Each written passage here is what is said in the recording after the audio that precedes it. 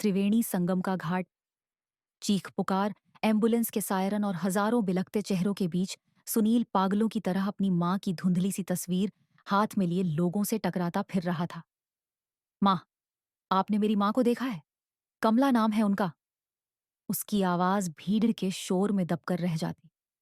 गंगा की लहरें शांत थीं, पर उसके मन में प्रलय का तूफान उठा हुआ था। यह उस आस्था के महासागर का भयावह रूप था जिसमें कुछ घंटे पहले लाखों लोग मोक्ष की डुबकी लगाने आए थे।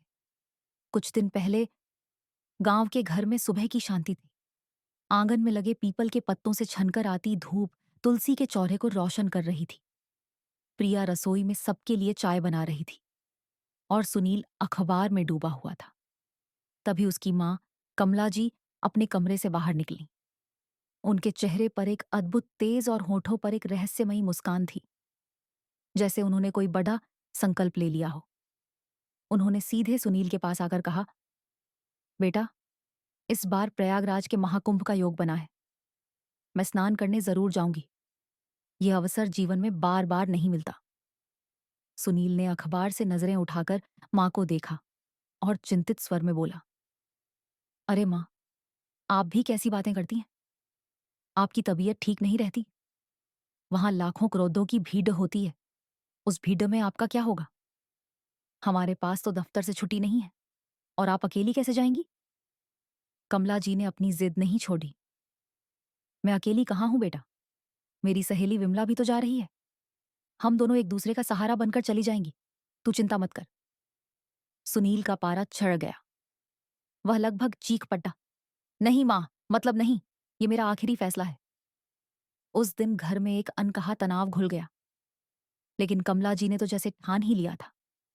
2 दिन बाद, जब भोर का अंधेरा छोटा भी नहीं था, वह अपनी सहेली विमला के साथ ईश्वर का नाम लेकर प्रयागराज के महाकुंभ के लिए निकल पड़ी। हमेशा की तरह सुबह जब सुनील अपनी मां के कमरे में चाय लेकर गया तो बिस्तर को खाली पाया। उसने पूरे घर में आवाज लगाई, मां, मां, तुम कहाँ हो?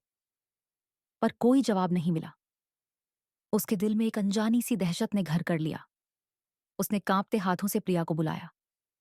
प्रिया भी हैरान थी। क्या मतलब मां, कमरे में नहीं है? सुनील की शंका सच में बदल रही थी। उसने तुरंत विमला आंटी के बेटे रोहित को फोन लगाया। घबराई हुई आवाज में सुनील ने पूछा, रोहित, तुम्हारी मां कहाँ है? रोहित की आवाज में भी वैसी ही परेशानी थी। सुनील भाई, मां तो घर पर नहीं है। कल रात से ही वह कुंभ जाने की बातें कर रही थी। मुझे डर है कि कहीं तुम्हारी मां और मेरी मां दोनों साथ में ही।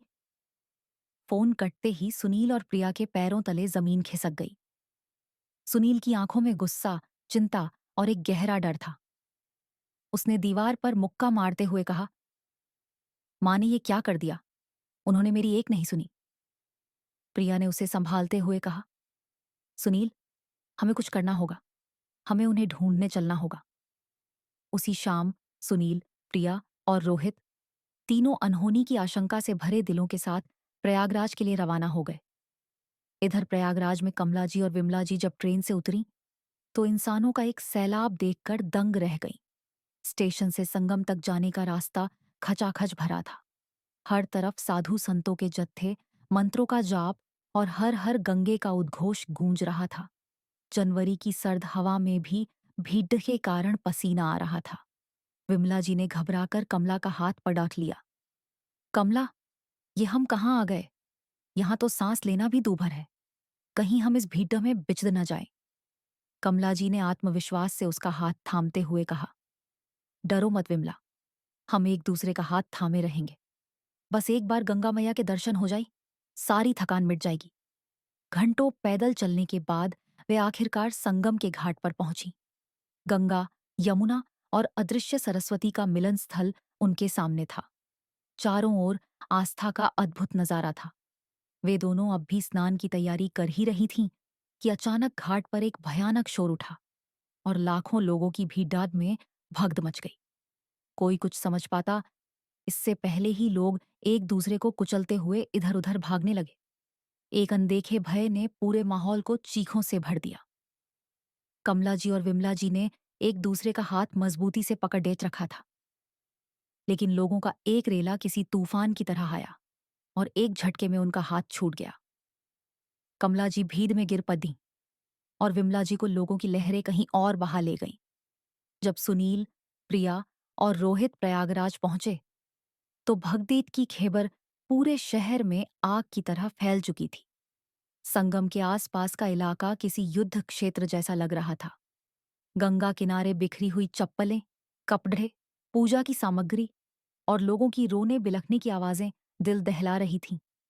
सुनील ने घबराकर कहा, प्रिया, इतनी बड़ी आपदा में मां कहाँ मिलेंगी? हमें पुलिस की मदद लेनी होगी। उन्होंने अपनी खोज शुरू की। वे हर अस्पताल, हर पुलिस चौकी और हर खोया पाया शिविर में गए। हर जगह घायलों और अपनों को ढूंढते लोगों की भीड़ थी। कई घंटों की भाग दौड़ा के बाद एक अस्पताल में प्रिया की नजर एक बेड पर पड़ी। उसने चिल्लाकर कहा, सुनील, देखो, विमला आंटी यहां है। विमला जी बेहोश थीं। उनके सिर पर पट्टी बंधी थी और हाथ पैर में गहरी खरोंचें थीं। डॉक्टर ने बताया कि भगदड़ में गिरने से चोटें आई हैं, पर अब वह खतरे से बाहर है।